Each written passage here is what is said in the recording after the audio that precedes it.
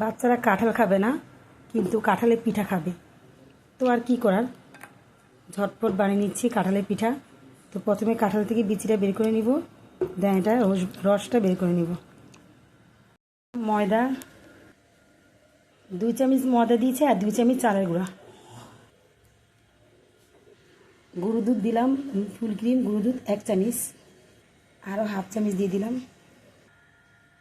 এই তো 1 চামচ চিনি, 1 চামচ একটু কম চিনি, লবণ, বেকিং পাউডার দিছি অল্প একটু, 1 চিমটি বেকিং সোডা একটু জাস্ট। এখন দিয়ে দিব একটা ডিম। এখন সবগুলো উপকরণ একসাথে মেখে নিব।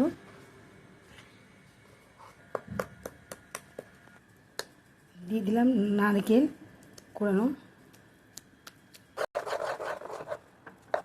এখন গরম তেলে এটা ভেজে নিব। গরম তেলে দিয়ে দিচ্ছি। গাছ দেখো কতটা ফুলেছে আর এতটা সফট।